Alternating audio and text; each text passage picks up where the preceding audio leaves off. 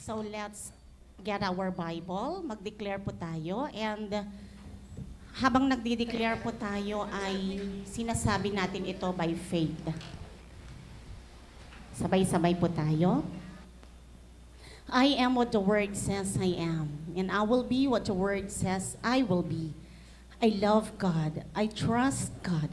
And I believe He will finish what He has started in me. Let's read our text this morning found in the book of James, chapter 22. Kung mapapansin nyo, ito na yung pangatlong Sunday na ito yung text natin at hindi pa rin tayo aalis sa mga verses na ito. Verses 22 to 25, and this time, I will be reading the Passion Translation. Sabay-sabay po nating basahin. Ako na lang.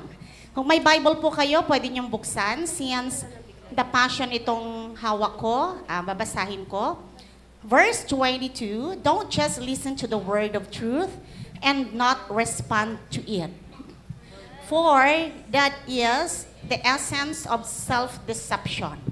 So always let His word become like a poetry written and fulfilled by your life. 23, if you listen to the word and don't leave out the message you hear, you become like the person who looks in the mirror of the word to discover the reflection of his face in the beginning. 24, you perceive how God sees you in the mirror of the word. But then, you go out and forget your divine origin. 25. But those who set their gaze deeply into the perfecting law of liberty are fascinated by and respond to the truth they hear and are strengthened by it. They experience God's blessing in all that they do. Malakas na palakpak sa ating Panginoon. Pwede na po tayong umupo. So kung mapapansin natin, may mga naka-highlights po dyan at babalikan lang po natin kung ano yung mga naka-highlights doon sa ating mga binasa. Sa verse 22, sabi po ni Santiago, sabi ni James, sa King James, sabi niya, don't be a merely listener, but doer of the word. Sabi ng 22, always let His word become like a poetry or like poetry written and fulfilled by your life. So, hindi lang dapat natin binabasa. Hindi lang dapat natin dinidiscover kung ano ang laman ng Biblia.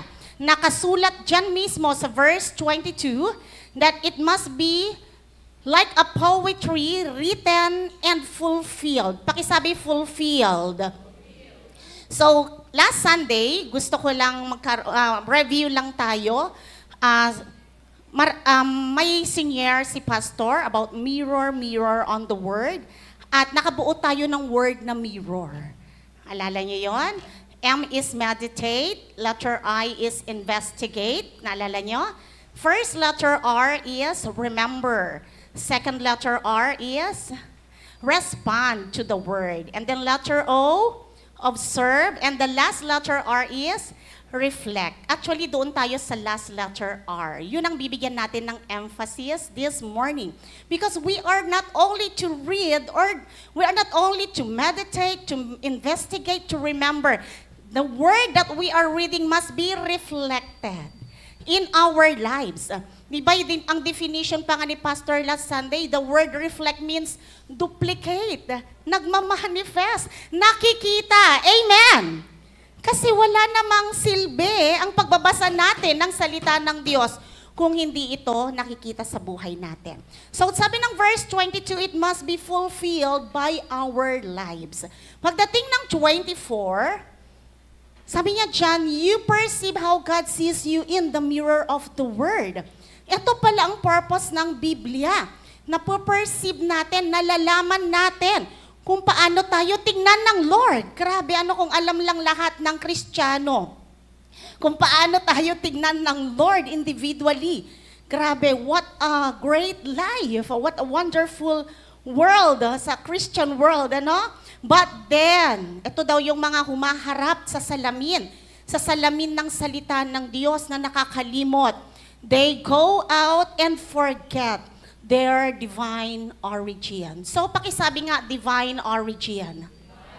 So, anong ibig sabihin ng verse na ito? In the Bible, you will discover your divine origin. Amen!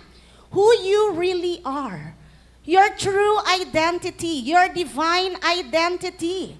Mamaya malalaman natin, ano ba itong mga divine identity na ito at dapat nagbe-behave na tayo kung paano tayo i-describe ng Biblia.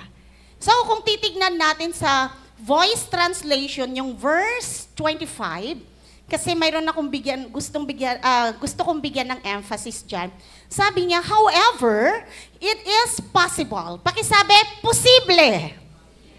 Biblia na ang nagsabi. Posible, sabi niya, to open your eyes and take in the beautiful, perfect truth found in God's law of liberty and hindi mo lang bubuksan yung mata mo, hindi ka lang titingin. Anong sabi ng The Voice Translation? Live by it. So it's possible to discover who you are using our spiritual mirror and live by it. Amen! Hindi mo lang malalaman, hindi ka lang mapupuno ng knowledge. Malalaman mo at kaya mong ipasapamuhay. Amen! That's the purpose of our spiritual mirror. If you pursue that path and actually do what God has commanded, then you will avoid, itong gustong-gusto ko ito you will avoid the many distractions. Maraming distractions nowadays. Amen ba? Pero ang sabi dito sa verse na binabasa natin, you can avoid those distractions. It's possible. Hallelujah. Ano tong mga distractions na to that lead to an amnesia of all the true things and you will be blessed. Pakisabi sa katabi, wala kang amnesia. Amen ba? Ang ganda ng pagkakasabi sa The Voice. Yung relate tayo doon sa term na ginamit niya. So, we can say that this spiritual mirror na binigay ng Lord sa atin, hindi lamang ito display, hindi lamang for knowledge, but dapat nagre-reflect, nakikita, nagmamanifest. Our theme this morning, hindi na tayo lalayo doon sa ating binasa, manifest what the spiritual mirror says. Amen. Pinili ko yung manifest kasi ka-rhyme ng says, di ba? Mahilig talaga ako sa rhyme. Manifest what the spiritual mirror says. So, alin ba ang ating spiritual mirror? Siyempre, ang ating Biblia. Mga nagbabasa ng Biblia, may I hear your amen? Praise God. Nawa lahat tayo at hindi lang basa ang ginagawa natin. Mamaya malalaman natin how are we going to approach the Word of God. So God's Word, ito yung isa sa binanggit ni Pastor last Sunday, talagang kinuha ko. Sabi ni Pastor, God's Word is our spiritual mirror. At sabi doon sa kanyang sinabi, the mirror, yung natural mirror, helps us evaluate how we look on the outside. Yung ating panlabas na anyo, lahat naman tayo siguro, bago umalis ng bahay, nagsalamin tayo. Amen! Alam nyo, yung salamin, hindi yan magsasalita. Kahit magsalamin ka, ikaw pa rin ang masusunod kung anong magiging itsura mo. Amen ba? Hindi naman magsasalita yung salamin. Isa lang ang salamin na nagsasalita na alam ko. Yung kalabanis na white, yun lang. Ilang ganun, patalastas lang. Pero yung natural na salamin, hindi yan magsasalita. Kaya kapag nagsalamin ka, ikaw pa rin magde-decide kung anong itsura mo, kung anong hawi ng buhok mo, kung anong magiging style ng sarili mo. It's your decision still. Pero iba ang ating spiritual mirror. Pakisabi, hindi ikaw ang masusunod. Kapag nagsalamin tayo using our spiritual mirror, ang salita ng Diyos dapat ang masunod. Amen! So, tuloy ko lang yung ating binabasa. While God's Word, which is our spiritual mirror, helps us evaluate what we look like on the inside. And sabi nga ni Pastor last Sunday, hindi lang nasa loob. Lalabas, dapat yan. Kaya nga manifest what the spiritual mirror says. When you approach God's Word correctly, pakisabi correctly, yung tamang pag-approach, it helps you see things about yourself that need attention. So, mayroong tamang pag-approach sa Bible. Bakit maraming Kristiyano? Yung iba ang tagal-tagal na. Yung iba talagang halos ilang dekada nang nagpupunta ng church, regular attendee naman, pero bakit hindi ganon yung pagbabago? Because they are not approaching the Word of God correctly. Now, pag-usapan natin itong dalawang paraan kung paano tumingin sa salamin. Take note, you can either glance or gaze at a mirror. Pakisabi nga, glance or gaze. Ano ang pagkakaiba ng dalawang ito? So, to glance means to look very quickly and briefly. Siguro, lahat tayo, I include myself, nasubukan nagpunta ng mall. Amen ba? Lahat ng nakapunta na ng mall, magsabi ng amen. Oh, wala. Mayroon ba dito? Hindi pa. Mamaya, dadalhin kita. Bilang gano'n, Kasi pinakakawawa namang tao pag di pa nakapunta ng mall. Napansin niyo yun nang napadaan ka sa isang parte na may salamin. Di ba? Ganun ka. Di ba? Kasi ganun ako eh. Halimbawa, pumunta ka sa damitan. May mga salamin doon na kahit saang kanto may salamin eh. Di ba? Mapapa-glance ka. Tama?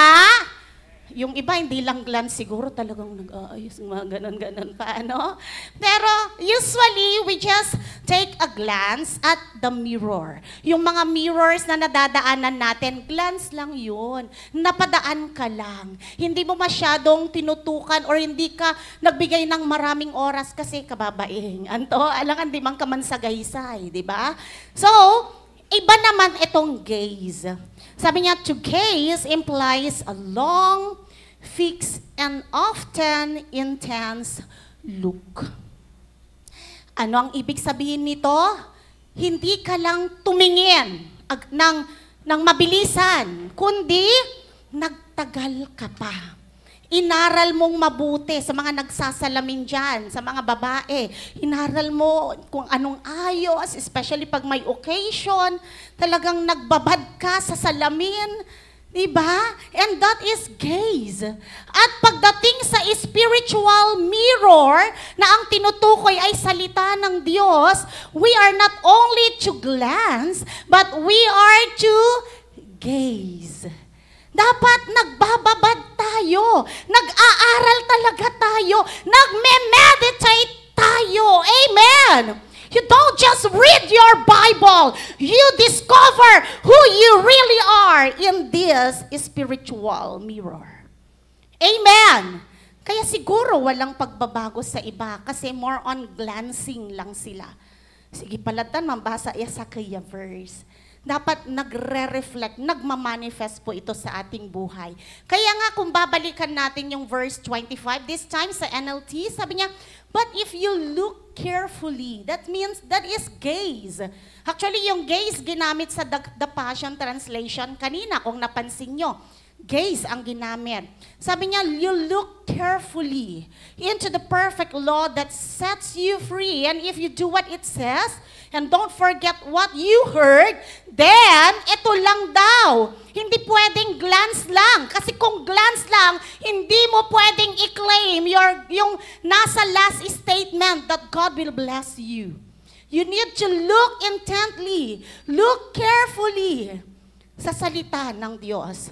Note, instead of a quick glance, the perfect law of liberty requires us to look intently and carefully. Amen. Pakitanong ang katabi, ganyan ka ba magbasa? Sige, sagutin. Hindi, joke na. Huwag niyo nang sagutin. dapat talagang inaaral natin, sino ba ako? Ulitin ko po, the Word of God is our spiritual mirror. Habang binabasa mo, sinasabi ng Diyos kung sino ka. At kapag na-discover mo kung sino ka, dapat yun ang nilalakad mo. Amen! It's not enough to discover. It must be manifested in our lives. Our proposition is, don't just glance on the mirror of God's Word. Behold, reflect, and look intently until we manifest the image of God from glory to glory. Amen! Pakisabi nga, from glory to glory. Yan yung divine origin. Yan yung gustong makita ng Lord. Yan ang dahilan kaya tayo na born again. Dahil ang mundo naghahanap ng ebidensya kung talagang may Diyos at ikaw ang isa sa mga evidences. Amen. That when they see you, they see who? They see Jesus. It's a great challenge, mga kapatid. Or baka naman iba ang nakikita nila pag nakikita nila tayo. Instead na nag-glorify ang Lord, baka nadudungisan pa ang image ng ating Panginoon through our lives. Mag-ingat, mga kapatid. So, ulitin ko po, we are to behold, reflect, and look intently doon sa ating spiritual mirror. So, with regards dito sa from glory to glory, let's see 2 Corinthians 3:18 sa The Voice Translation. Sabi niya, now all of us with our faces unveiled reflect the glory of the Lord as if we are mirrors. Ang grabe, matindi. Itong The Voice Translation. Kasi ang pinag-aaralan natin, the Word of God is the spiritual mirror. But itong The Voice, ang sabi niya, tayo na yung mirror. As if we are mirrors. Tayo na yung buhay na Biblia. Amen! Ayaw niyong tanggapin? We are the living Word of God. Tayo yung nagpapamuhay ng sinasabi ng salita ng Diyos as if we are mirrors. And take the challenge, kapatid. Amen! Pakisabi, ikaw ay mirror. At ano ang nire-reflect natin? Nire-reflect natin ang Lord. Nagmamanifest kung sino ang Diyos through our lives. Amen! And sabi ko nga, it's a great challenge. And so, we are being transformed, metamorphosed. Ibig sabihin ng metamorphose, alam niyo ang metamorphosis, ito yung nangyayari sa butterfly. Galing pa siya sa sa larva, pupa, tama ba ako? And then, maghigad pa siya Tumatango si explain mo nga anak. Si Matthew, alam niya, Bago siya maging butterfly, napakapangit pa ng itsura niya. Parang tayo ganon. So galing tayo sa rags, parang basahan at inayos tayo ng Panginoon. So ang ganda ng pagkakasabi dyan, we are being transformed, metamorphosed into His same image from one radiance of glory to another. Pakisabi, my elevation. Kapatid, kung matagal ka ng Kristiyano at wala pa ring elevation, walang problema sa Lord. Walang problema sa Biblia. Ang problema, ikaw. What are you doing? Kasi hindi ito patagalan. Dapat kahit isang linggo ka pa lang na Kristiyano, isang buwan, isang taon, mayroon ng ebidensya. There is elevation of the radiance of glory in your life. At sabi niya, just as the Spirit of the Lord accomplishes it. So mayroon tayong katuwang para ma-accomplish ito maliban sa Biblia. Gusto ko lang daanan ito, mga kapatid. Mayroon tayong katuwang bukod sa Biblia na nag-a-accomplish nitong manifestation of God's glory in our lives. And that's the Holy Spirit. Amen! Grabe, sobra akong grateful sa Lord, sa Holy Spirit. Kasi siya yung great teacher ko personally Siya talaga yung madalas mag-correct sa akin. Siya ang madalas magturo sa akin. Let me just read this para in line dyan doon sa the Holy Spirit accomplishes it. Ano ang ginagawa ng Holy Spirit? 1 John chapter 2 verse 27 sa EC. And I hope ma-realize natin kung gaano kahalaga ang Holy Spirit sa buhay natin. But Christ has given us the Holy Spirit has given the Holy Spirit to you. And ano daw ang ginagawa ng Holy Spirit? He continues to help you. So you do not need people to teach you what is true. Ang Holy Spirit, kaya niya tayong turuan. Sabi niya dyan, the Holy Spirit Himself teaches you everything. Pakisabi, everything. Hallelujah, about God's message. Hindi masamang magpa-counsel, especially kapag sa mga hindi talaga alam ang gagawin. Pero dapat humantong na tayo sa punto na ang Holy Spirit na mismo ang ina-acknowledge natin na nagtuturo sa atin. Amen! Especially kung hindi natin alam ang gagawin natin. So ituloy ko lang, sabi ng verse na ito, He helps you to know what is true. Dahil hindi po nagsisinungaling ang Lord. Amen! Sabihin niya kung ano ang totoo. He does not tell any lies. So you must remember what He has told you. Continue to live together with Christ. Alam niyo, napakahalaga ng function ng Holy Spirit even when we are reading our spiritual mirror. You cannot interpret the Word of God by your own. By your own intellect. Ang hirap. Ang hirap unawain ang Biblia kung wala ang banal na Espiritu. So, reminder, every time magbabasa tayo ng Biblia, acknowledge your great teacher, the Holy Spirit. Say a simple prayer, Lord, Holy Spirit, I acknowledge you. Teach me through your word. Pwede ba gawin natin yung ganon? Kasi yung iba nagbabasa walang naiintindihan, kaya akala nila boring magbasa. Hindi po boring. Ito lang ang libro na buhay. At hindi ko masasabing boring yung buhay na libro. Hindi po boring ang Bible. So you need to acknowledge the true teacher of the word, who is the Holy Spirit, and maiintindihan natin kung ano ang sinasabi ng salita ng Diyos. How to approach, bago tayo pumunta doon sa highlights ng message na to, paano natin ngayon i-approach ang salita ng Diyos? Nandyan din sa Biblia, at babasahin natin sa verses 21 to 22 sa NLT. Sabi ng verse 21, so get rid of all filth and evil in your lives, and humbly accept the word of God. Humbly accept the word of God has planted in your hearts, for it has the power to save your souls. And ituloy ko lang, and sabi ng verse 22, but don't just listen to God's word, you must do what it says.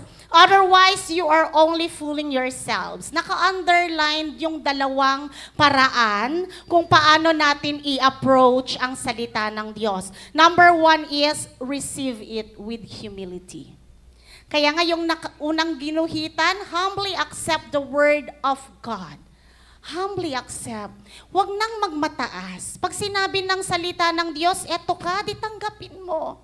Tanggapin mo, eto pala ako. Hindi na pala ako nagger. Hindi na pala ako chismosa. Hindi na pala ako, sabi ng Biblia, forgiving na pala ako. Humbly accept it. Amen.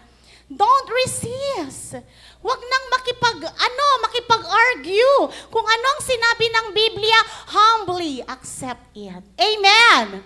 Tanggapin mo kasi ikaw yon. Amen ba? Huwag na ipilit ang gusto. Kung anong sinabi ng Biblia, yun ang gagawin natin. Hindi ang Biblia, hindi ang mirror ang mag-a-adjust. Tayo. Amen ba?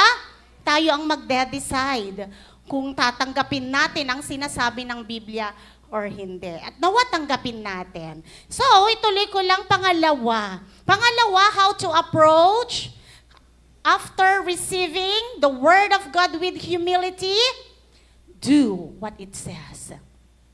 Pakisabi sa katabi, gawin mo. Gawin natin. Ang daming commands sa Biblia. Ang daming utos. Ang dami na natin napakinggan. Ilan sa mga napakinggan na natin, nalaman na natin, ang isinapamuhay natin. Ilan na.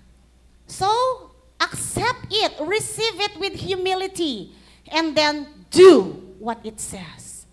Because without obedience, sabi ng verse 22 sa James 1 kanina, you are only fooling yourselves.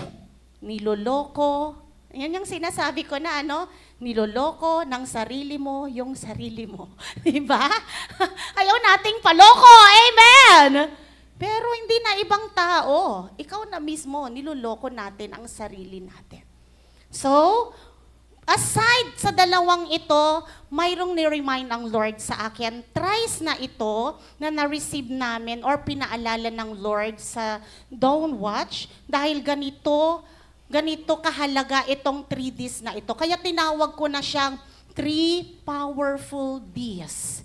Kasi ulitin ko, hindi ito galing sa tao. Hindi ko ito nabasa sa libro. Aside doon sa sinabi ng Biblia na receive with humility and do what it says, itong tatlo na galing sa Lord ay pwede nating gawin every time we read the Word of God or every time we face our spiritual mirrors. Number 1 is desire. 3 powerful Ds. Desire. I-desire mo. Pagkabasa mo, ganito pala dapat ang Kristiyano. Desire. Pakisabi, desire. Huwag kang papayag na manatili ka yung old nature mo pa rin until now ang nakikita sa'yo. Desire to grow. Desire to elevate. Desire to excel. Desire to grow spiritually, mga kapatid. Kung walang desire, imposible itong pangalawa. So itong pangalawa ay magiging possible lang kapag may desire. Second is determination. Nabanggit ko na ito once sa isang preaching. There must be determination. Bakit may determination? Kasi may paglalaban. Naglalaban si old self at saka new self. You must be determined. Amen. Desire for it. Dapat ito yung nire-reflect ko. And be determined na kahit may paglalaban, kahit bumabalik si old nature, dapat determinado ka. Hindi na ako papayag na babalik pa sa dati. Amen. Can we say that? Can we say that? Can we utter that? Diba may kantang ganun eh. I have decided to follow Jesus. Tuloy nyo.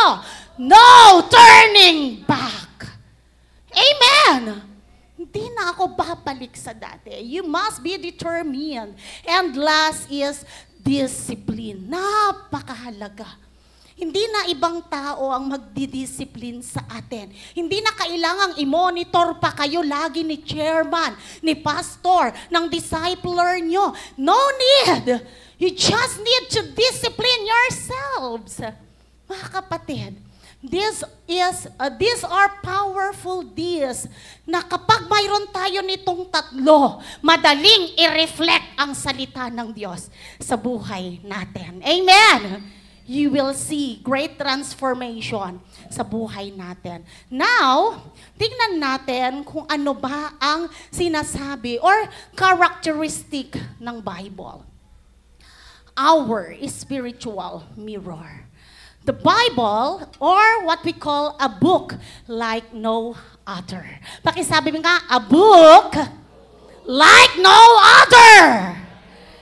Walang kapantay, walang katulad ang aklat na ito. Dito ko na-discover kung sino talaga ako. Siguro kung kilala niyo ako nung unbeliever pa ako, ibang-iba ang layo sa Lala ngayon.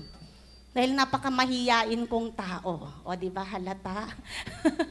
Hindi. Nagtaka yung mga kabatch ko noon kasi napakatahimik ko lang na tao. Napakamahiyain ko. Ayokong, nagsasalita sa harapan. Mayroon akong, sa sobrang mahiyain, talagang mahahalata yung kasi kahit ayaw ko, kinakailangan ako yung mag-represent. Kasi nung elementary ako, nagtatop 1 ako lagi, kaya kahit mahiyain ako, nagre-represent ako sa school. Hanggang manggiw-giwa yung maong. So, hindi ko personality, iniba ng Lord. So ano ba ang Biblia? Bakit tinawag itong a book like no other? Number 1, the Bible is true. Pakisabi, true. There is no lies in the Bible. Because it is impossible for God to lie. Basahin ko lang itong mga verses. Psalm 119 verse 160. Sabi niya, Thy word is true from the beginning. Kahit noon pa, totoo na ang salita ng Diyos. And every one of thy righteous judgments endureth forever. Another verse, John 17:17. I know some of us are familiar with this verse. Sanctify them through thy truth. Thy word is truth. Totoo ang Biblia. Hindi nagsisinungaling. Amen. Every time you approach the Bible at hindi nagtutugma yung prinsipyo mo at prinsipyo ng Biblia, kapatid, mali ka at tama ang Biblia. Amen. Amen. Pakisabi sa katabi, huwag ipilit ang gusto. Diyan tayo madalas masaktan. Kasi pinipilit natin kung ano ang alam natin na totoo. Pangalawa is the Bible, kaya ito a book like no other is tried and tested. Hallelujah. Ang ganda ng pagkaka-describe dito sa Psalm 18 verse 30, sabi niya, as for God, His way is perfect. The word of the Lord is tested and tried. Sa Amplified, sa King James kasi, hindi binanggit yung tested tried lang. So sa Amplified Classic, binanggit yung dalawa, tested and tried. He is a shield to all those who take refuge and put their trust in Him. Subok na! Amen! Familiar tayo dito sa salitang tried and tested.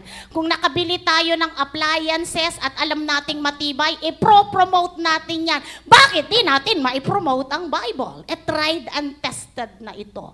Ito ang totoong napatunayan na effective. Amen! Kaya niyang bumago ng tao. Kaya niyang mag-comfort. Kaya niyang magbigay ng solution. Kaya kanyang i-transform. Ang daming pwedeng gawin ang Biblia. Amen.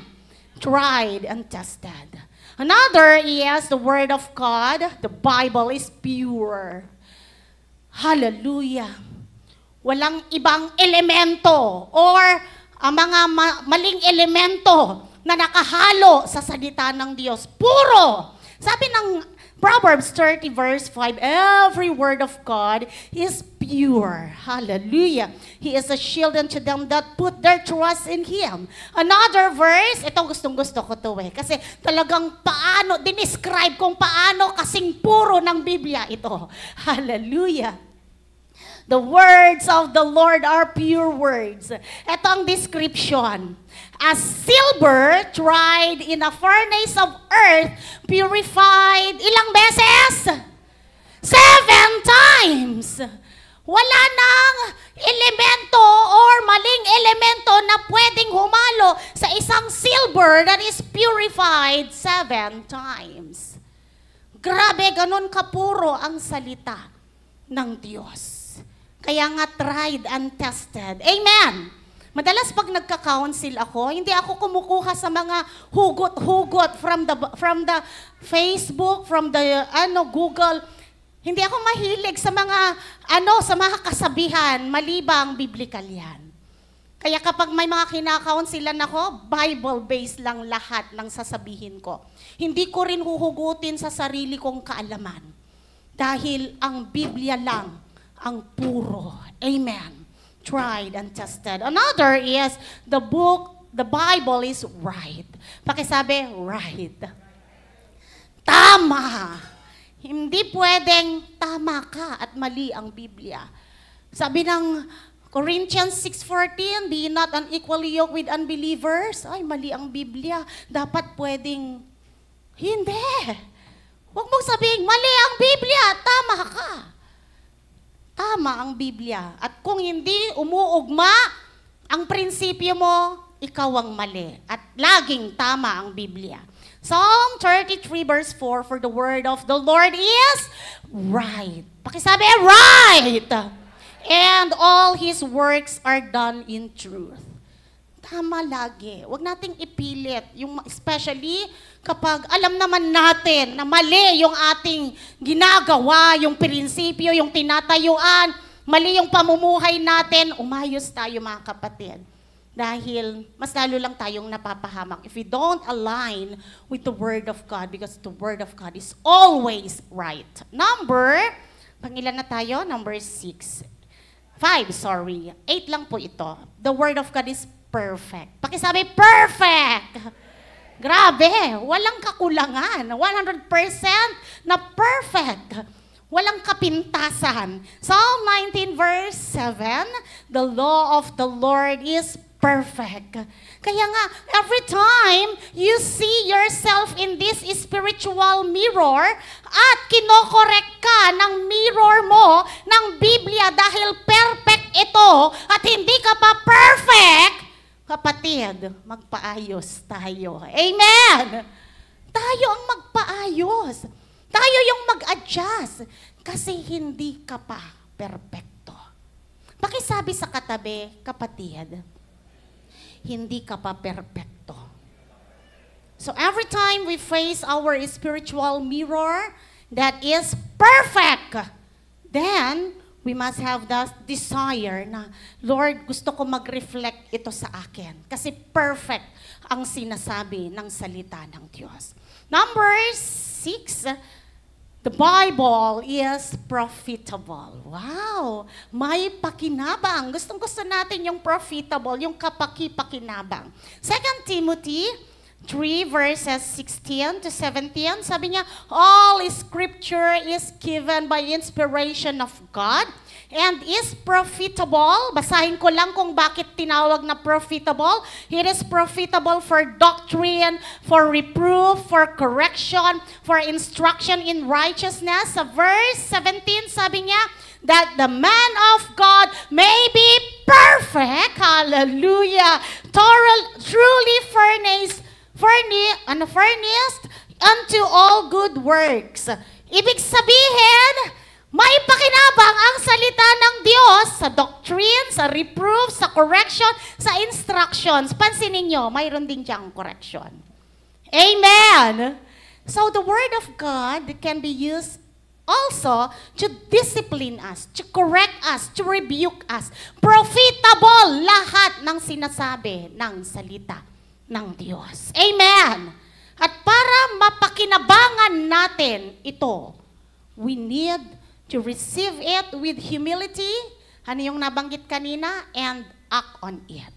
Number 7, napakaganda. Hebrews, quick and powerful. Hebrews 4:12.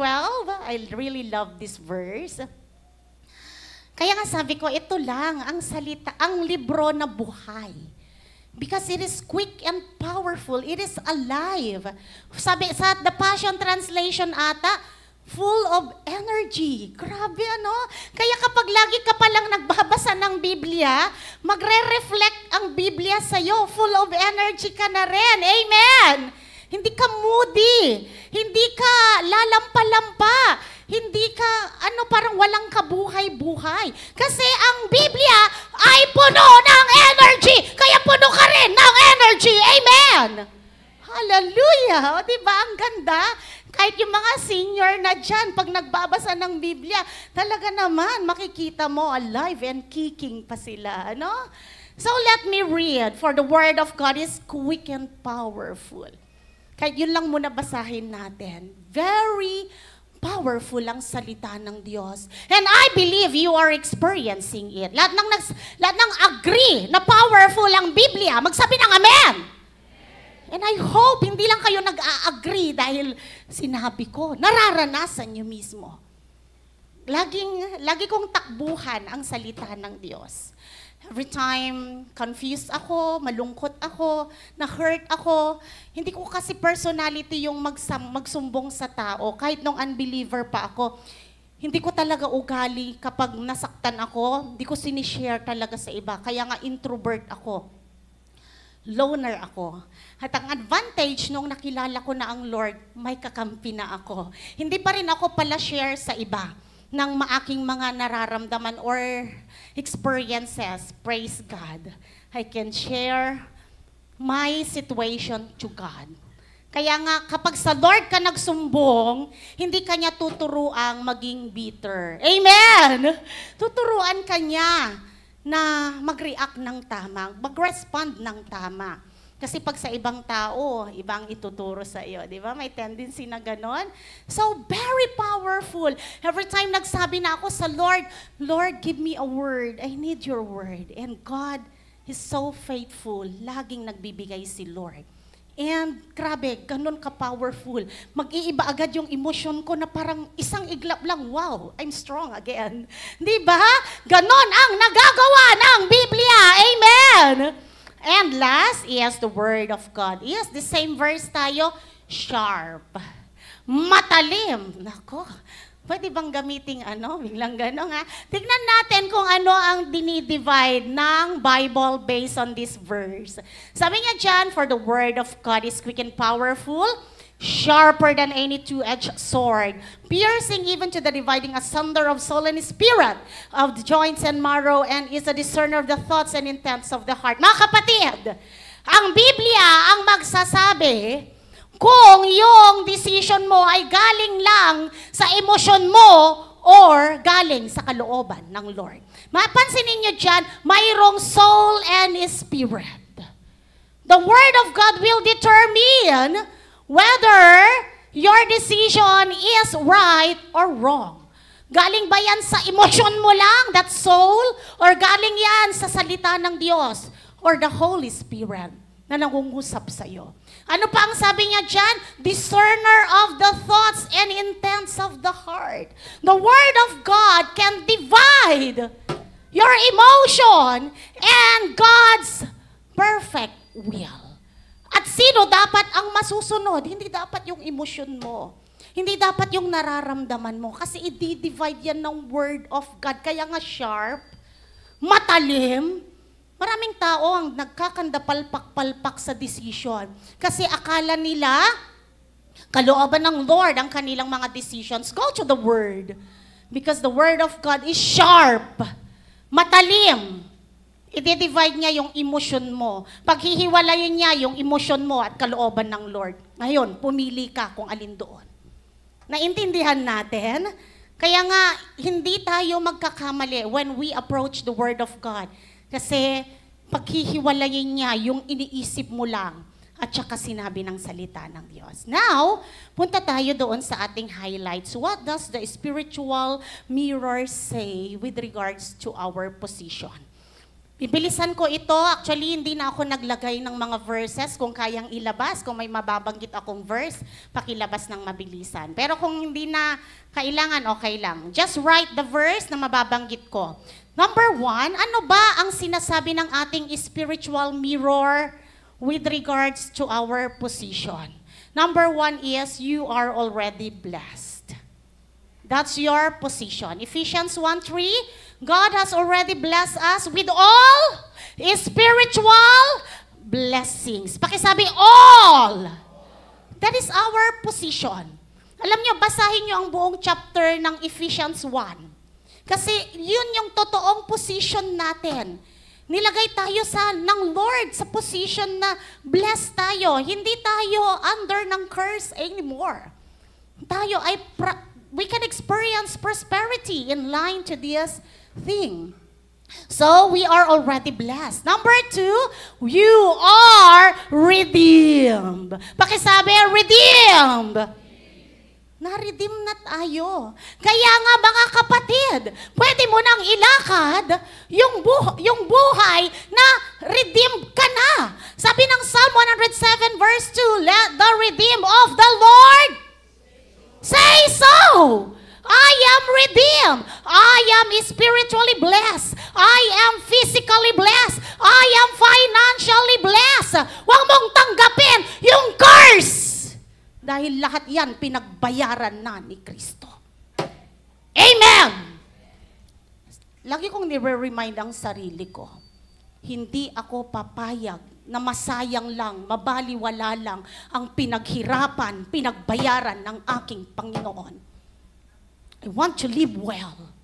I want to live healthy kasi pinagbayaran ito ng Lord. Yung kalusugan ko, pinagbayaran niya sa cross ng Kalbaryo. That's how radical I am. Bakit? Kasi pinagbayaran ng Lord tapos hindi ko ipapamuhay. Redeemed na tayo, kapatid. Remember that. Huwag kang papayag na pinapahirapan pa ng kaaway. Amen! Try to analyze it. Nagpakahirap ang ating Panginoon para maranasan mo tong redemption.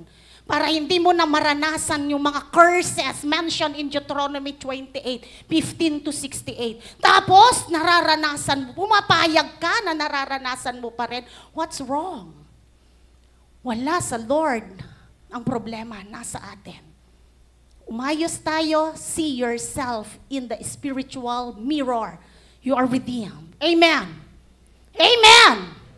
Nalaman ko itong Galatians 3:13. Christ has redeemed us from, pakisulat yung verse, Christ has redeemed us from the curse of the law. Hindi ko alam ito dati eh. Ang una kong narinig ito kay Pastor Frank, sa ating mahal na pastor. Kasi buntis ako doon sa panganay namin that time. So, habang buntis pa lang ako, talagang pinaliwanag na ni pastor sa akin na redeemed na ako. Isa sa mga curses na nabanggit sa salita ng Diyos ay yung babae mahihirapang manganak. That was uttered to Eve. Dahil sa kasalanan ang salarin. Kaya nga pinagbayaran na nga ni Lord ang kasalanan eh. Wala na yung sumpa. Pinagbayaran na ng Lord. Maging ang kabayaran ng kasalanan. So, nung nalaman ko yun, talagang kinuha ko, tinanggap ko, I'm no longer under curse. Kaya panganay pa lang na anak namin, talagang tinuruan ako ni pastor, i-proclaim ko kapag naglalakad kami doon sa kasi may mga times naglalakad kaming dalawa, Christ has redeemed me from the curse of the law. Lagi kong inuulit yon. Hanggang sa lumabas yung aking first baby, hindi ako nahihirapang nanganak. 5 anak ang nailabas ko. Normal lahat at hindi po ako nag-labor. To God be all the glory. Pwede ba palakpakan natin ang Lord? Ganon po ako karadikal. Kaya madalas sinasabi ko rin yan sa mga iba, na pwede niyong i-claim, you are no longer under curse. Hindi lang sa mga areas na yon, all areas na may sinabi na nasumpa ang tao dahil sa kasalanan, redeem ka na, kapatid. Amen. Pangatlo is, we are already acquitted. We are already forgiven. Ano ang sabi? May mga iba kasing Kristiyano na kinokondem pa rin ang sarili. Kapatid, siguro, kapag hindi mo pa totally pinakawalan or hindi ka pa nakawala sa kasalanan na yan, pwede pang ibulong ng kaaway yan, yung condemnation.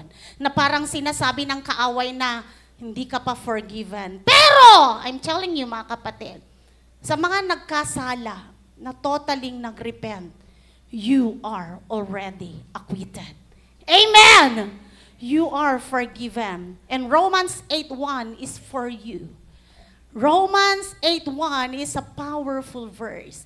Sabi niya, there is therefore now no condemnation because you are already acquitted. Pinatawad ka na ng Lord. Ang tingin na ng Lord sa iyo, walang pagkakasala. Hindi ka na guilty. Amen. Kahit gaano pa kapangit yung pas mo, kapatid.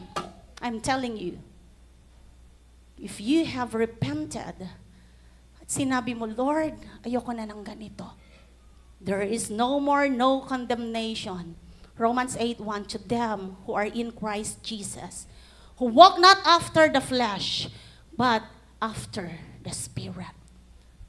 Etong verse na ito, ang lakas ng impact sa akin. Very powerful. Now, punta tayo sa pang-apat, kasi marami pa tayong pag-uusapan.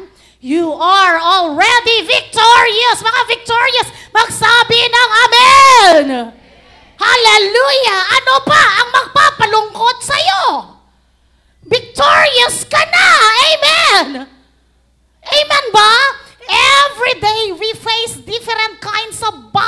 trials, maraming atake, maraming mga pagsubok. At dito sa mga pagsubok na ito, dineclare na ng Biblia that we have victory in Christ Jesus. Amen!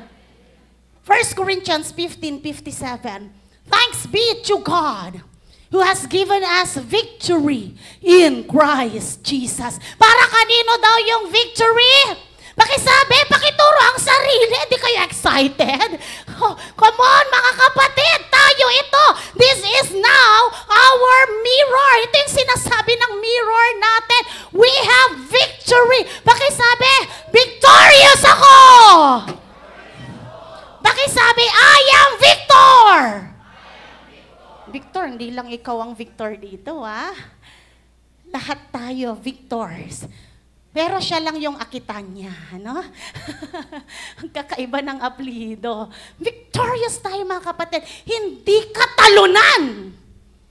Amen! Ang daming Kristiyano nagmumukhang talunan. See yourself victorious. Dahil yun ang sinasabi ng salamin natin. Amen! Kaya wag mong sabihin kawawa ka, wag mong sabihin inaapi ka. Ganun mo ba tingnan ng sarili mo? Ako, ang dami kong pinagdaan ng mga mistreatments. Never akong nakaramdam ng awa sa sarili. Kasi there was a time, sabi ng isang co-teacher ko, kawawa naman kayo. Sabi ko, hindi ako kawawa. Nung time na numadan ako sa mistreatment, sa matinding atake, sabi ng isang co-teacher, kawawa naman ako kayo, nauaawa na ako sa inyo. Sabi ko, huwag kang maawa sa akin. Dahil sabi ng Biblia, victorious ako. Amen! Kaya pakisabi sa katabi, huwag kang magpapaawa. Dahil victorious ka. And we need to manifest this. Dapat ito ang nilalakad natin. And then, last is letter O. Nakabuo tayo ng bravo. We are overcomers. Amen! Amen, mga overcomers, pumalakpak. Bravo! Diba? Kaya nga, bravo! That's how God sees us. We are overcomers. 1 John 5:4, we are overcomers even by faith. Because we have faith, we became overcomers. Kahit ano pa ang ibato ng mundong ito, pakisabi sa katabi, overcomer ka na! Kaya nga, we are the head and not the tail. Overcomer tayo. Kaya ilakad natin ito. Ito ang sinasabi ng spiritual mirror natin, mga kapatid. Kailangan lang nating ilakad. Now, punta tayo sa nature. Kanina, position ito with regards to our position. Now, punta tayo sa nature or behavior. Kasi marami umaastang iba. Diba? Tignan natin, sa nature naman, you are already a new person. Pakisabi nga, I am a new person. Bago na tayong nilalang. Basahin muna natin itong verse na ito. Marami tayong isusulat ngayon. 2 Corinthians 5:17, the Passion Translation. Anong sabi niyan? Now, if anyone is enfolded into Christ, He has become an entirely new person. All that is related, grabe, all, sabi niya, that is related to the old order has vanished, and behold, everything. Pakisabi nga, everything. Yung nature mo, kapatid, ang pinag-uusapan dito. Everything is fresh and new. Lahat ng luma nawala at lahat ay bago. Amen! Pakisabi, pakiremind ang katabi. Baka nakakalimutan niya, bago ka na. Wala na yung dating pagkatao, kapatid. Ephesians 4, may gagawin pa rin tayo dito sa Ephesians 4:22-24. Dahil mayroon tayong gagawin kahit ginawa na ng bago or ginawa na tayo ng Lord na bago, may parte pa rin tayo. Anong sabi sa NLT? Throw off your old sinful nature and your former way of life, which is corrupted by lust and deception. Instead, let the Spirit renew your thoughts and attitudes. Verse 24, put on your new nature. nature. Created to be like God. Pakisabi, like God. Kagaya ng Lord, ganun ka magsalita. Ganon ka kumilos. Ganon ka makaramdam. Ganon tayo gumawa. Like God, truly righteous and holy. May sinabi dyan, bagamat mayroon tayong new nature, new person na tayo, mga kapatid, take note, yung old nature, pwede pang magmulto yan. Amen! Kaya nga, may tinatawag tayong put off and put on. Put off your old nature, sabi ng verse 22. And put on your new nature. Amen. Tanong, ano ang madalas nating ilakad? Yung old nature pa rin ba? Hindi ba natin alam na kaya mo nang i-portray yung new nature dahil may ginawa na ang Lord? Pakisabi sa katabi, kaya mo nang ilakad. Ayaw mo lang piliin. That's true, kapatid. Kaya mo namang ilakad, ayaw mo lang piliin. So, pag-usapan natin, ano ba ang sinasabi ng spiritual mirror with regards to our old nature? Mga kapatid, marami ito, kaya magsulat kayo. What does the spiritual mirror say with regards to our old mirror? Number 1 is, you are no longer a sinner. Amen! Hindi ka na makasalanan. So sabi ng iba siguro, pastora, ibig sabihin, nag-aalamang kasala. Nagkakasala ka pa, but you no longer enjoying committing sins. Amen! Hindi mo na yan buhay. You are new person. You are no longer a sinner. Amen! Pakisabi, I'm not a sinner. Gagawin nating personal ito. Pangalawa, you're no longer a liar. Hindi ka na sinungaling, kapatid. Yan ang sinabi ng Biblia. Lumalakad na tayo sa katotohanan. Ilakad mo yan, kapatid. Church, kung may mga habits of lying pa tayo, that's not your new nature. You need to choose your new nature. Kaya mo siya. Alam nyo, bago yung pangatlo, ang laki ng function ng self-control. Pakisabi nga, self-control. Pakiulit, self-control. Dapat maalala nyo to, kapatid. Ang laki ng function ng self-control pagdating sa battle between old nature and new nature. Ulitin ko, napakalaki ng role ng self-control kapag naglalaban si dating ugali mo at si bagong pagkatao mo. Parang ganito, halimbawa, dati kang liar.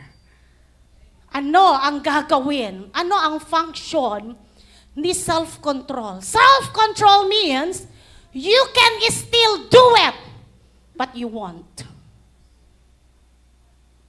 Naintindihan natin? Liar ka dati. Binigyan ka ni Lord ng bagong pagkatao. Di ka na liar. Pero kaya mo pa rin magsinungaling. Kasi old nature mo yun eh. Kaya mo. At dahil may self-control ka, hindi mo yun pipiliin. Amen. You can do it, but you won't. You will not choose it. Yung mga nagsusugal, kaya mo pa rin magsugal. Old nature mo yun eh. Pero hindi mo napipiliin. That's self-control. Amen! Pakisabi, nasa iyo yung self-control na yan. Nasa atin na yan. Ngayon, kung di natin gagamitin, tayo lang ang mahihirapan. You're no longer a liar. Itutuloy ko na ng dire-diretso, you're not a complainer. Kapatid, hindi na tayo mareklamo. Amen! Kapag mahilig pa tayong magreklamo, kapatid, hindi ikaw yan. Hindi yan yung new nature na kinreate ng Lord sa'yo. For Philippians 2:14, pakisulat na lang ang verse. You are not a cheater. Pakisabi, I'm not a cheater. Mga asawang lalaki, you are no longer a cheater. Kung cheater ka noon, hindi ka na cheater ngayon. Amen! Ilakad mo lang.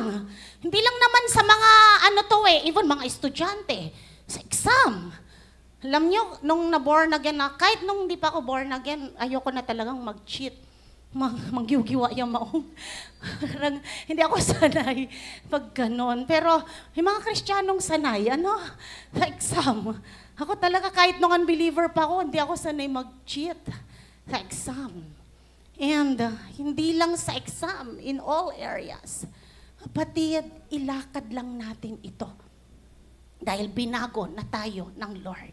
Ulitin ko, self-control tells you that you can do it, but you won't. Amen! Sa mga nag-cheat, kaya nyong mag-cheat. Sa totoo lang, kaya nyo. That's your old nature. Pero hindi nyo gagawin. Kasi mayroon tayong, pakisabi, self-control. Amen! Acknowledge nyo lang, Lord, salamat sa self-control. Kaya kong gawin, pero hindi ko gagawin. And thank God for giving that fruit of the Spirit. Another is you are no longer, mga nanay, we are no longer naggers. Amen! Hindi na tayo nagger. Yung laging nagnanag, laging nagpupuna, laging nagagalit. Ano tayo? You are no, mamaya malalaman natin kung sino tayo. You are no longer nagger. At ang hirap ng nagger, basahin niyo yung Proverbs 21, verses 9 and 19. Sabi na, mas magandang tumira sa bubong kaysa kasama yung asawang nagger. Diba? Sa verse 21, sabi niya, mas masarap, sa 19, mas masarap daw tumira sa disyerto. Kaya pag tumira sa disyerto, yung asawang lalaki, antayulay dahilan. Ilang ganon, kasama daw mga alakdan ng mga ahas sa disyerto, kaysa kasama daw yung nagger. Pakisabi mga nanay, hindi ako nagger! I am a new person. Amen! Ano pa? We are no longer a gossiper. Siguro wala nang ganun dito, Hindi ko na-elaborate to. Hindi na tayo nag-gossip. We are no longer slanderer. Yung mga nangungutya, naninira. Ano pa? Ano pang sinasabi ng Biblia about your new nature, about your old nature na wala na? You are not sensitive or emotional anymore. Pakisabi, hindi na ako matampuhin. Pakilakas, pakideclare at paniwalaan nyo yan. Pakilakas, 1, 2, 3. Totoo yan totoo yan. Alam nyo kung matampuhin ako, hindi ako naging pastora. Sa dami ng pinagdaanan kong painful situations, hindi ako matampuhin. That's me. Dahil yan ang sinabi ng Biblia. Amen! No, ang God natin, matampuhin kini, kapatid. Mamaya may dadaanan tayong verse, So, hindi na dapat tayo matampuhin. Nagre-reflect na dapat ito sa atin. We are no longer impatient. Yung mga Kristiyanong madaling magalit, kapatid. Yun yung dating ikaw. Pakisabi sa katabi, lalo na kung asawa mo yan, hindi ka na magagalitin. Diba? Hindi na tayo ganito. We are no longer impatient. One of the fruits of the Spirit is patience. Ilakad mo yan. That is you. Amen. Amen. Hindi naman masamang magalit. Kasi even in Ephesians 4:26, you can get angry, but do not sin when you get angry. Dapat alam nating aralin yon. Yung hindi ka nagkakasala kahit nagagalit ka. Maging ang Lord nagalit sa mga nagkakasala din. At hindi siya nagkasala doon. Nagalit siya sa sin, hindi sa mga sinners. So, talagang alam nating balansehin dapat yon. You are no longer lustful or immoral. Mga kapatid, that's your old self. Sulitin ko, ano ang function ng self-control? Kaya mong gawin yan. Kaya mo pa rin maging lustful. Kaya mo pa rin pumatol. Kaya mo pa rin gawin yung mga malalaswang gawain. Sige, direct to the point na tayo. Kaya mo, pero hindi mo gagawin. Amen. Dahil mayroon kang pakilakas, self-control. Hallelujah! Sana maalala natin ito lagi. Every time umaatake yung old self, dapat sinasabi natin, hindi kita gagawin. Hindi kita susundin. Another is you are no longer fearful. Hindi ka na matatakutin. Akala ng iba, yung pagiging matatakutin ay hindi kasalanan. Basahin niyo ang Revelation 21:8. Binanggit doon yung mga kasalanan na pupunta sa impyerno kasama ang mga fearful. Kaya huwag nating ibabaliwala itong pagiging matatakutin. Andyan yan, no? Yung, pati yung liars, ano? Unang-una, fearful. Hello? Pakisabi sa sarili, hindi na ako matatakutin. Next is you are no longer stubborn. Hindi na matigas ang ulo mo. Mga anak, pakisabi sa sarili, hindi na ako stubborn. Especially pag inuutusan ng magulang, mga anak, you are new.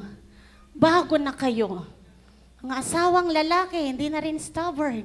Asawang babae, hindi na rin stubborn. Kasi hindi lang pala anak yung stubborn kung minsan. Pati magulang, ano? So pakisabi lahat tayo, I'm no longer stubborn. Delikado yung espiritu ng stubbornness. Even in Proverbs 29:1, kung lagi tayong nagmamatigas, baka wala ng remedy yan. There is a warning in the Bible about stubbornness. So we are no longer lazy. Ayan, yung under the neck. Pakisabi, hindi ka na tamad. Pakilakas! Abay!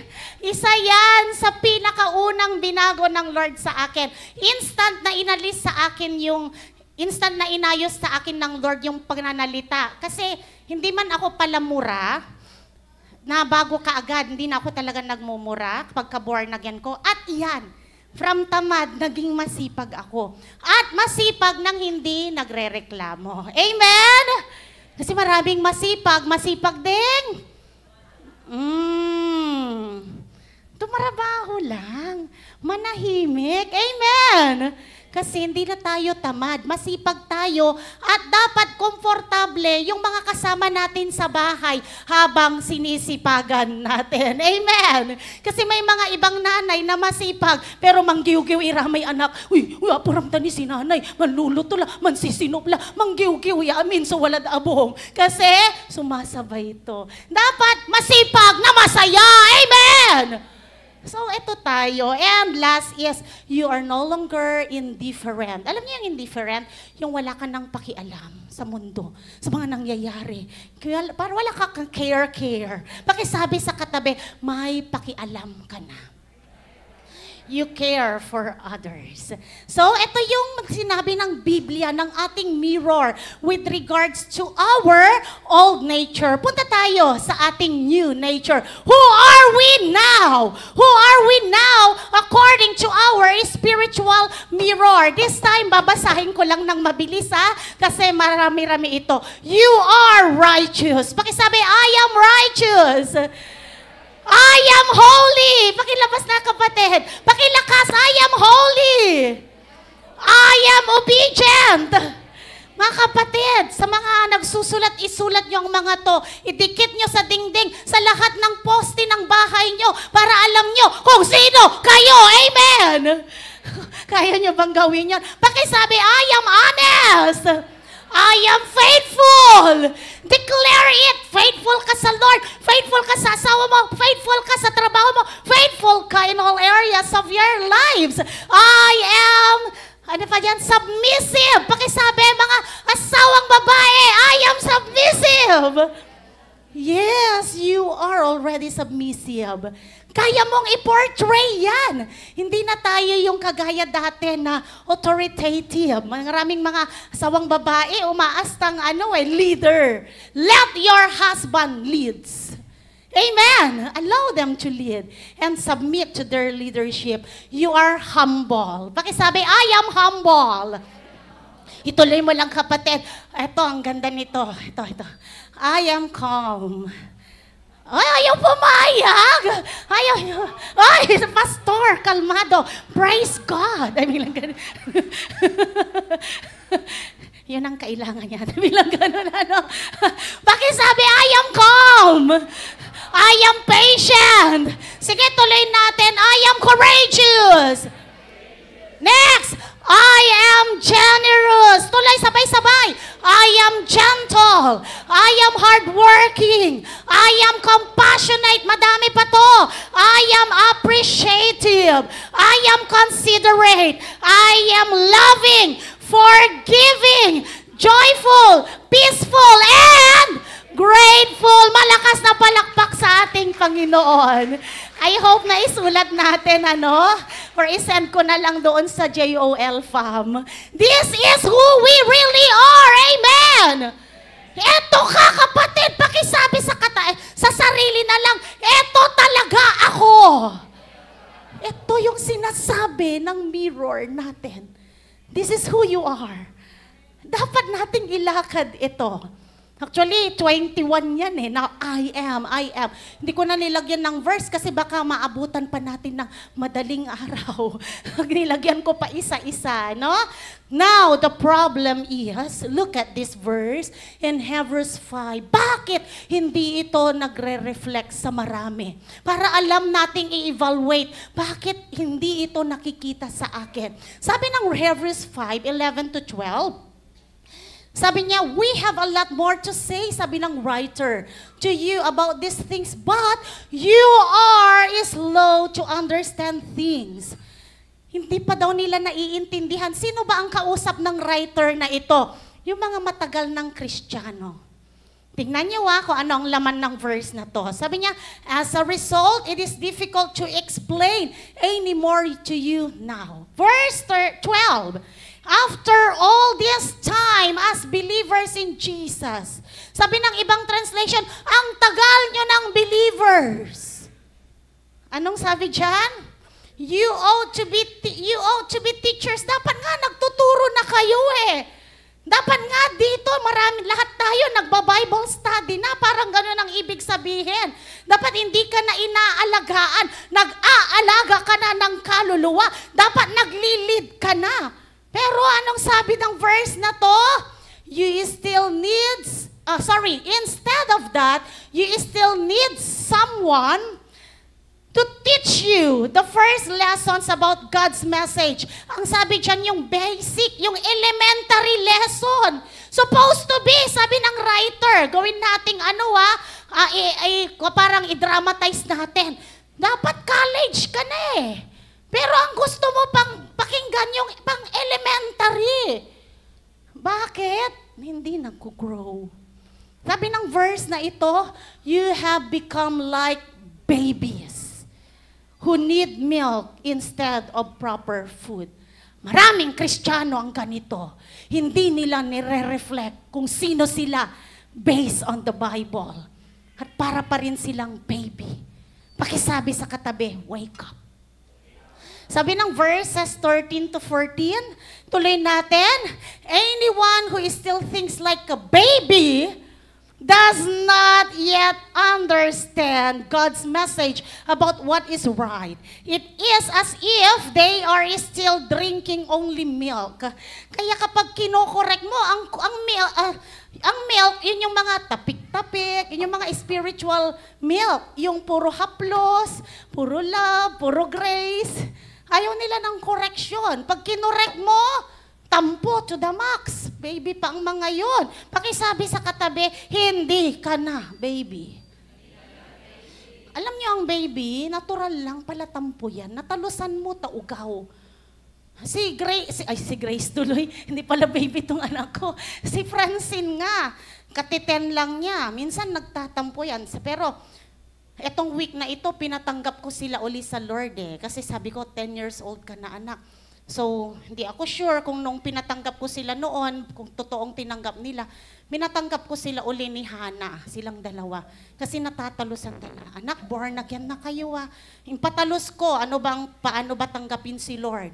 Kahit mga anak natin, patanggapin natin mga nanay, tatay. Hindi porke lumaki sa church, Akala nyo, born again na. Baka dinadala nyo sa church, hindi pala born again. So itong week na to, nung birthday mismo ni Francine nung Monday, pinatanggap ko sila ni Hannah. Kaya born again sila August 18, 2025. Sabay silang na born again. Tapos umiiyak pa nga si Francine, pati si Hannah naluluha. Talagang pinaliwanag ko, anak, born again na kayo. Mag-devotion kayo lagi. Though ginagawa na nila, pero this is my responsibility. Yung edad nila, gusto ko na silang mag-mature. Bakit tingnan niyang katabi mo, no pigari edad to? Hindi mo na bagay ang baby. Amen! Pakisabi, don't act like a baby. Asawa tumanaya may kaabay ito. Akin na ganan to. Pero hindi na talaga tayo baby. Kaya nga, kahit kinokorek tayo, huwag magtampo. Amen?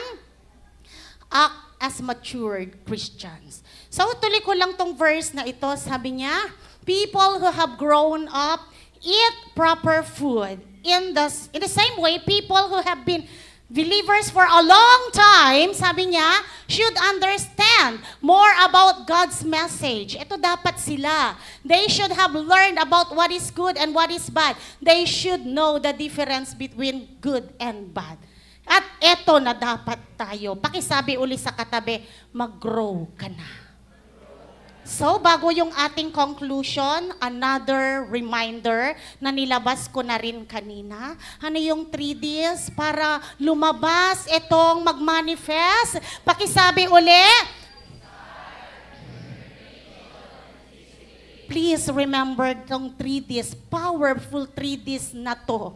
Dahil ito ay galing sa Lord. Desire to reflect, to manifest what the spiritual mirror says. Desire, be determined. Nahihirapan ka, pero dapat determinado ka and discipline yourselves, mga kapatid. Hindi na ibang tao. Tayo mismo, train yourself to be godly. 1 Timothy 4:7, that's my life verse. Train yourself to be godly. Amen? Amen po! Last, our conclusion, 1 John 4:17.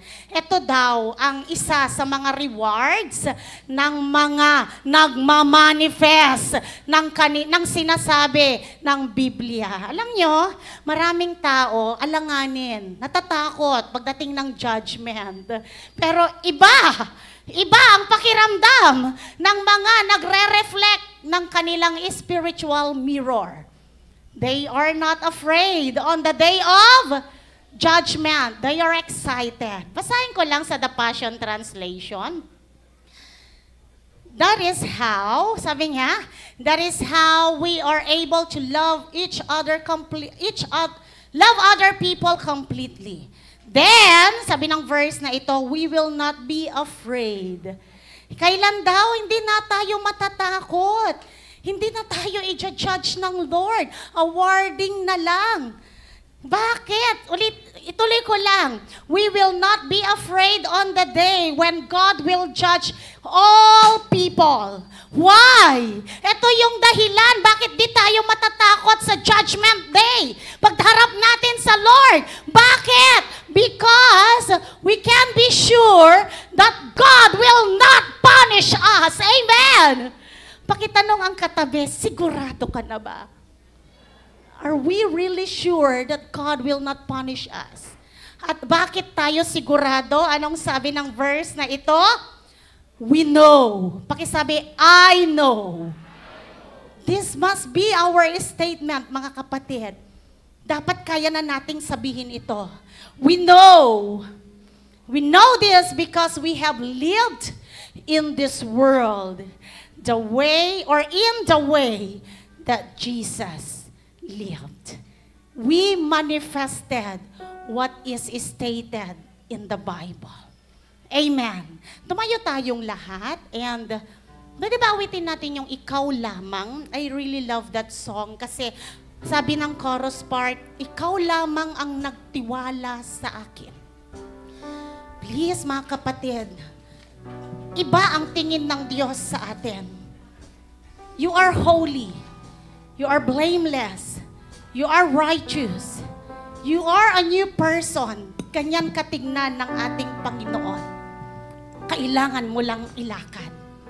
And this song is a challenge to everyone. Pwede ba gawin nating principle ito? Lord, ayaw kitang biguin. Ayoko, Panginoon, na pagharap ko, darating ang panahon. Pakilabas yung first stanza, nakalimutan ko yung line. Pagdating ng panahon, haharap tayo sa Lord. Dapat di tayo natatakot. Now, kapatid, may gagawin tayo ngayon. Magpaayos na tayo. We are to reflect. We are to manifest what our spiritual mirror says. Lahat ng gustong magpaayos sa Lord, lift up your hands. Lift up your hands and I will pray for you bago natin awitin tong awit na ito. Lord, salamat. Totoo ang 2 Corinthians 5:17 na ang aming dating pagkatao ay wala na.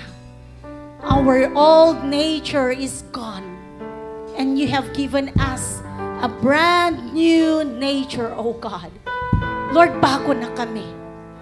At Lord, salamat dahil binigyan niyo kami ng manual kung paano ilakad ang bago naming pagkatao. Ang aming spiritual mirror, ang Biblia. Lord, lahat ng nagtaas ng kamay sa oras na ito, I pray for more of your grace, O God. Tulungan ang bawat isa na mai-reflect namin ang sinasabi ng Biblia na mula sa araw na ito, hindi na yung dati naming pagkatao, dati naming position ang nakikita sa amin, but our new nature, that new person na ginawa po ninyo sa amin, Lord God. Lord, salamat sa ability, salamat sa enablement, salamat sa inyong grasya. We can live a life like what you have lived here on earth, Lord God. Dahil kayo, O Diyos, ang tumulong sa amin na magawa ito. Come on, let's sing this song unto the Lord. O Diyos, sa kabutihan mo, ako'y naririto. And make this song a challenge. Sa kabutihan, hallelujah. Ako'y naririto. ako'y naririto. Amen. Hallelujah. Upang magpuri sa iyo, O Diyos, O Diyos, sa kabanalan mo, nalulugod ako. nalulugod Thank you, Lord ako. God. Amen. Buhay ay iyaan. Come on, sing this song. Ikaw lamang. Ikaw lamang ang nagtiwala sa akin. O Diyos, di kita bibiguin. Magtatapat sa'yo, Thank you, my Lord. maglilingkod ako. Hallelujah. O Diyos, kay buti mo. Church, I want you to lift up your hands right now. It's a sign of surrender. Just participate. Just participate habang nakataas ang mga kamay na yan. Awitin mo ng buong puso ang awit na ito. Walang pakialaman kung gusto mong umiyak, do it for the Lord. Gusto mong humingi ng tawad dahil ilang beses mo nang na-fail ang Lord, do it for the glory of God. And this time as you sing this song, sabihin mo with all your heart, Lord, ayaw na kitang biguin. Ayoko nang lumakad sa kalooban ko. Gusto na kitang sundin. I want this life to be fully surrendered to you. At ikaw lang makakagawa niyan, kapatid. Come habang nakataas ang mga kamay na yan, sing this song with all your heart. Tell God, ikaw lamang, come on, ikaw lamang, Panginoon. Hindi kita bibiguin. Salamat, nagtiwala kayo sa akin, O God. Ikaw lamang ang nagtiwala sa akin. O Diyos, di kita Hallelujah! bibiguin. Amen! Magtatapat sa'yo, Yes, my Lord!